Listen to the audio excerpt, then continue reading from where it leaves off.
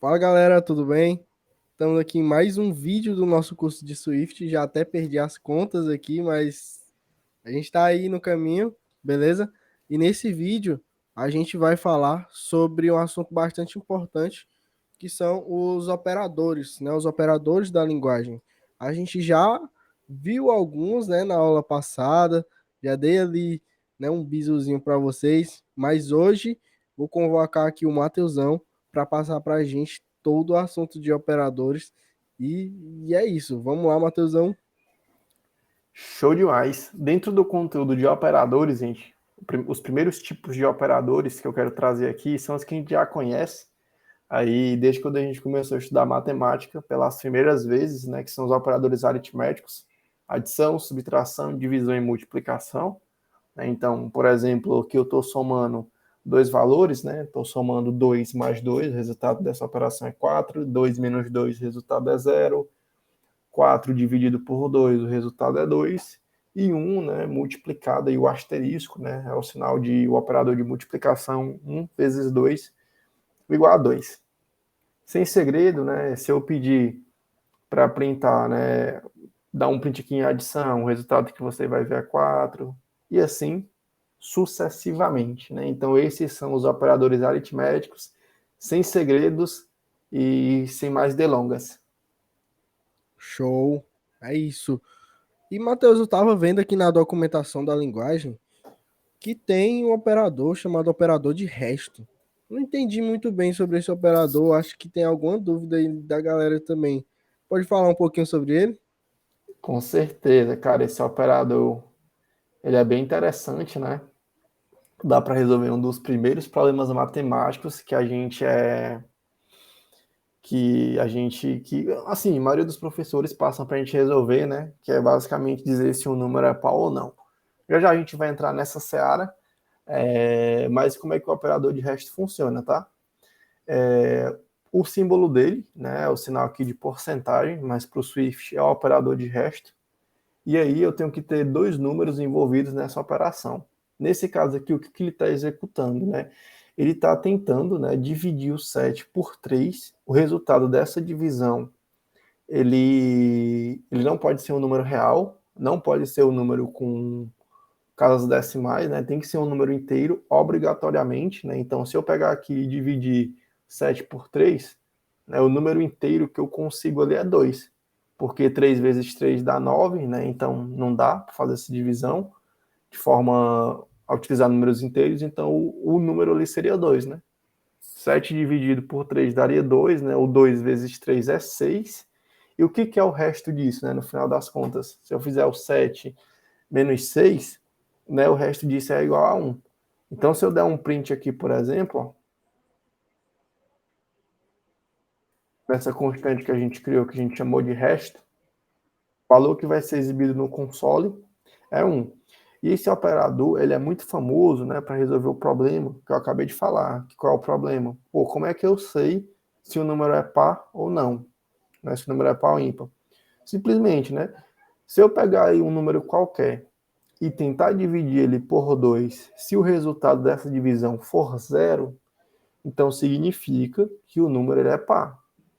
Se eu fizer essa mesma operação, só que se o resultado dessa divisão for 1, significa que o número é ímpar. Então o operador de resto aqui, né, ele cai como um salvador da pátria, né, digamos assim, para a gente resolver esse tipo de problema. Então eu poderia fazer o seguinte, né, eu poderia criar uma constante aqui chamada número, né, que seria um número qualquer, que eu quero descobrir se ele é par ou não. E aí eu vou usar o operador de resto e uma declaração condicional bem simples. Eu vou fazer aqui um if, ó, se, né, esse número, o resto da divisão dele por 2 for igual a zero, né, então olha que a gente já está começando aqui, né, eu estou usando aqui um operador de comparação, né, estou usando aqui o operador de resto e a gente está começando a deixar as coisas mais interessantes. Vamos que vamos. Então, o que é que significa? Pô, se eu estou dividindo o número por 2, né, aqui vai dar o resto. Se o resto disso for igual a zero, então significa que esse número é par. Então, posso printar aqui, sem medo de ser feliz, número par.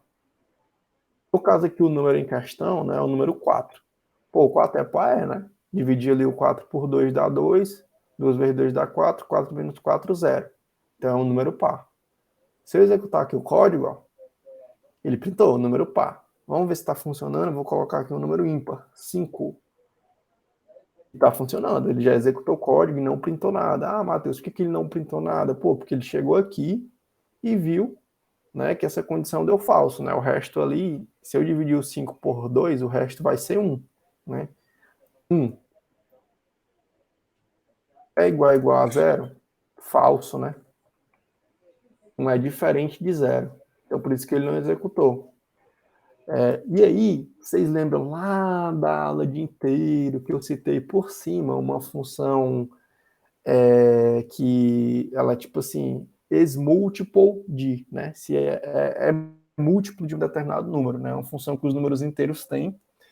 E aí a gente consegue resolver esse problema de uma forma muito mais legível, né? Porque eu posso fazer o seguinte, posso fazer aqui, ó, if número, posso usar essa função, né? Que é para dizer se um número é múltiplo de outro.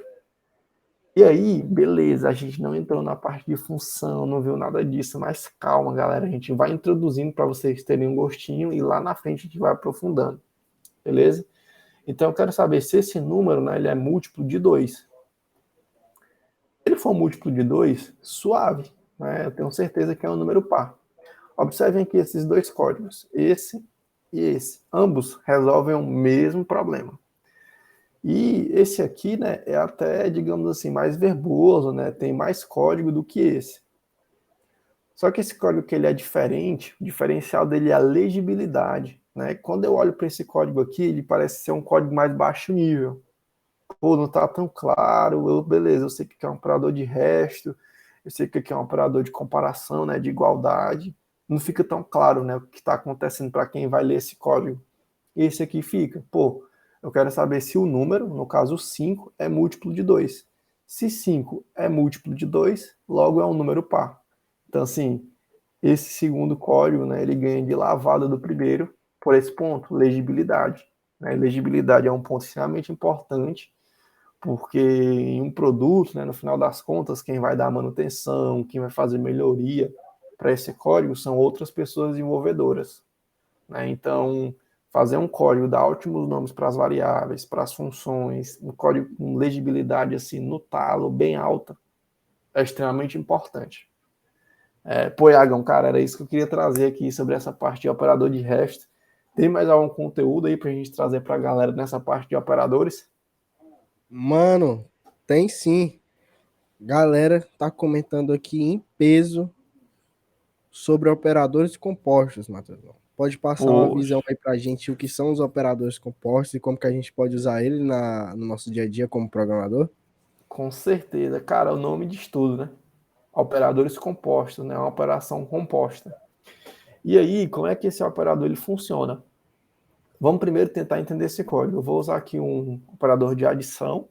Né? Eu estou declarando aqui uma variável, né, igual a 1. Eu vou comentar os prints que tem aqui, porque aí se eu precisar printar alguma coisa, né, o console não vai ficar poluído. Beleza, rodei, não printou nada, legal. Então, beleza, vamos analisar esse código para a gente entender os operadores compostos. Eu declarei uma variável, né, a igual a 1, usando por inferência de tipo, o compilador vai inferir que essa variável que é do tipo inteiro, e aqui é que entra. Esse carinha aqui que eu marquei, ele é o operador composto. Ele é um operador de adição composta, né? E o que eu já estou aqui dando o resultado, né? Pô, no final vai ser igual a 3. Mas a gente tem que entender o que está acontecendo por debaixo dos panos. Por debaixo dos panos, o que está acontecendo é isso. Né? Eu estou pegando aqui, eu estou dizendo que o A vai ser igual ao valor antigo de A, não é mais 1 no caso, né? É mais 2.